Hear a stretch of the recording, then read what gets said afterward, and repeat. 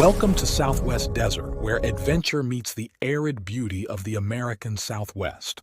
Join us as we explore the rugged landscapes, uncover hidden historical gems, and dive deep into the rich legends and culture of this iconic region. Subscribe now and hit the bell icon so you don't miss out on our latest desert adventures. Please leave a like or comment. This is very helpful. Let's journey together into the heart of the Southwest Desert.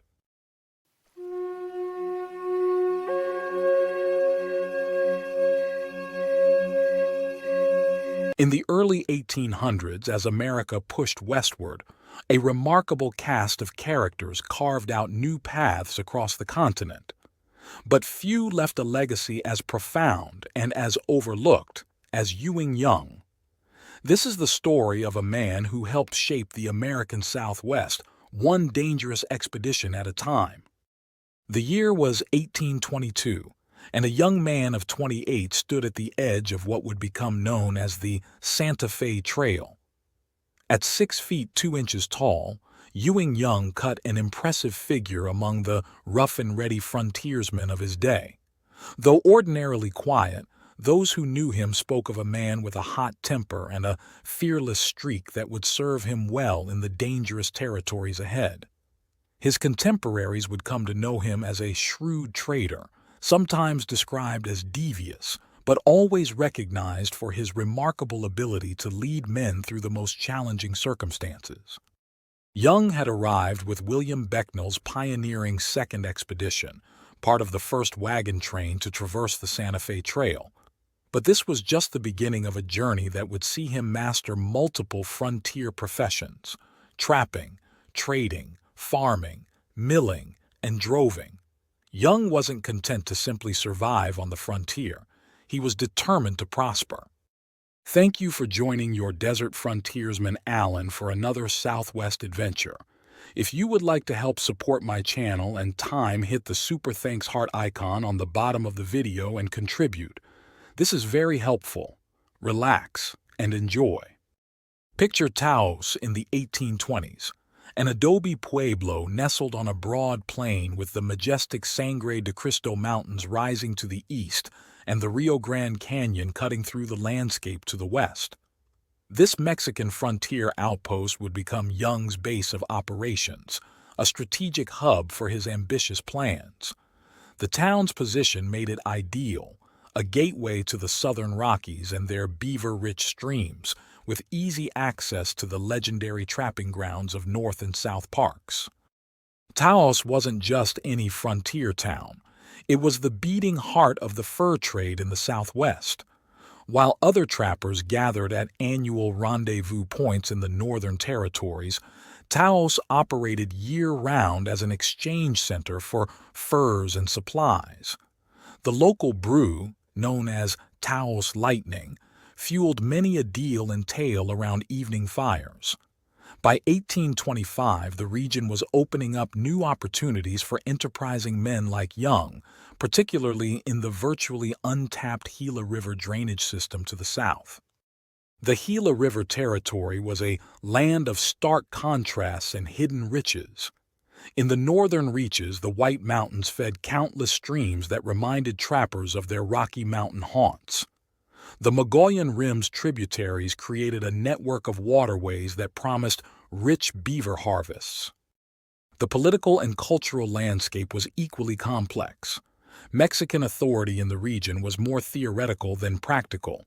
Government officials rarely ventured into these remote territories.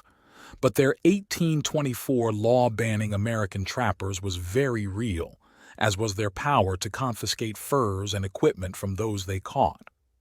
The indigenous presence was even more significant. This was Navajo territory, dominated by various Apache bands who viewed outsiders with deep suspicion and often deadly intent. For most men, these challenges would have been deterrents. For Young, they were opportunities. The very distance from Mexican authorities that made the region dangerous also made it perfect for those willing to operate beyond official oversight. Smuggling routes could be established and profits could be made if you were clever enough to survive. In 1826, Young made his first bold move into the Gila River country, partnering with William Wolfskill to lead an 18-man expedition. The timing was crucial. Several other parties were also pushing into the region. The French company B. Pratt and Company had dispatched multiple groups. Sylvester Pratt led one contingent, while St. Vrain and Williams commanded 20 men, and Miguel Robideau directed a force of 30 trappers. John Rowland's independent group of 18 men added to the competition for the rich beaver grounds. Young's party included some of the most colorful characters in Western history. Milton Sublette, just 25 years old and already known as the Thunderbolt of the Rocky Mountains, brought his remarkable skills as a trapper and fighter. Thomas L. Smith, who had been trapping since 1820, would later earn the nickname Peg Leg after a harrowing adventure, but that's a tale for another episode. The success of this first expedition emboldened Young to launch an even more ambitious venture in 1827. Leading a larger party of 30 men, he departed from the copper mines in January. What followed was an epic tale of survival, courage, and determination. The expedition faced repeated battles with Apache warriors, testing Young's leadership abilities to their limits. In one of the most dramatic episodes, his party discovered and rescued survivors from Robideau's ill-fated expedition, an event that would later be chronicled in James Ohio Patty's famous journal. The party pushed their exploration to new limits, venturing down the lower Colorado River, through the Mojave Valley, and into the Virgin River region. But success attracted attention, and Mexican authorities eventually caught up with them. The expedition ended with their arrest and the confiscation of their furs, though Milton Sublette managed to escape with a portion of their hard-won pelts. This setback led Young to completely reimagine his approach to the fur trade. By 1829, he had developed a bold new strategy. Instead of dealing with the officials in Santa Fe, he would take his furs directly to the California coast, where sea captains paid premium prices for pelts. This wasn't just about avoiding Mexican authorities. It was about opening up entirely new trading opportunities in the San Joaquin Valley.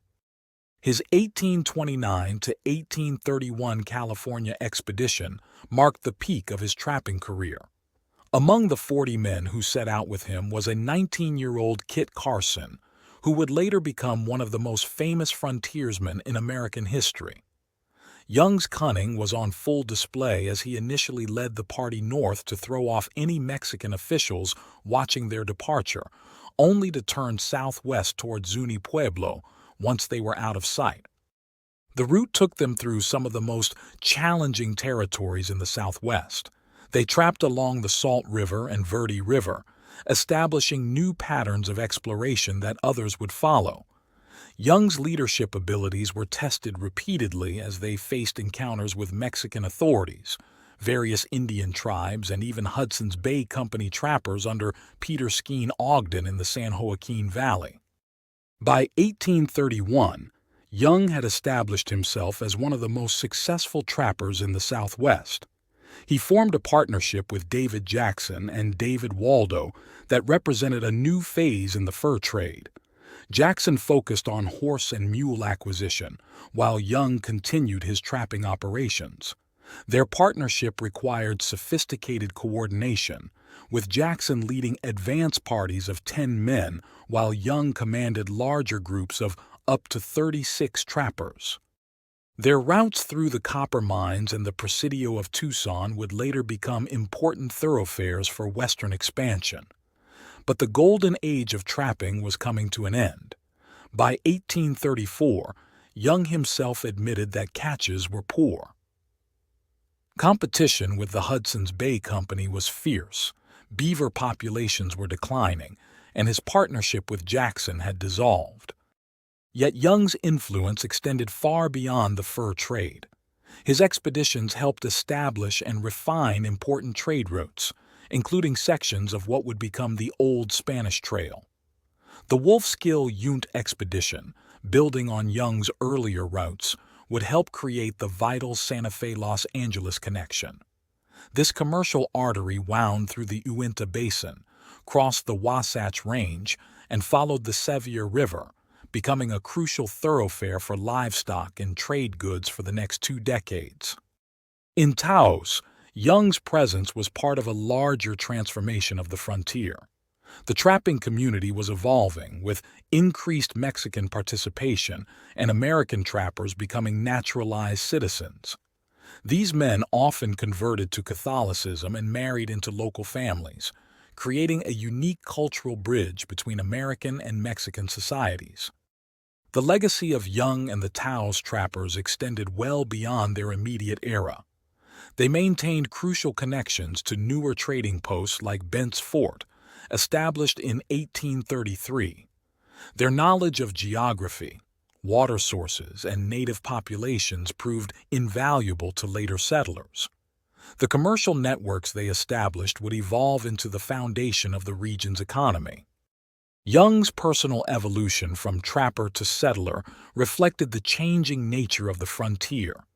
His ability to adapt, diversifying his business interests and adjusting to California life, demonstrated the flexibility required to succeed in the West. His influence on frontier development went far beyond his personal achievements, as he helped train future leaders like Kit Carson and established patterns of trade that would persist for generations. Young's legacy lives on in the maps he helped create, the routes he established, and the communities he influenced.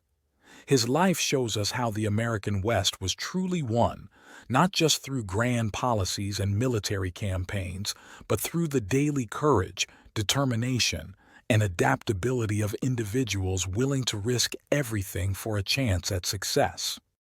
This has been the story of Ewing Young, a pioneer whose legacy lives on in the trails we travel, the communities we build, and the spirit of adventure that continues to define the American West. Check out my large video catalog of Southwest historical stories, lost gold legends, and adult bedtime stories. Happy trails!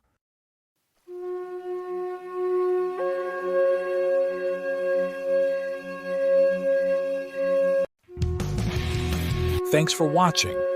If you enjoyed this video, don't forget to like, comment, share, and subscribe for more great content. Hit the notification bell so you never miss an update. See you in the next video.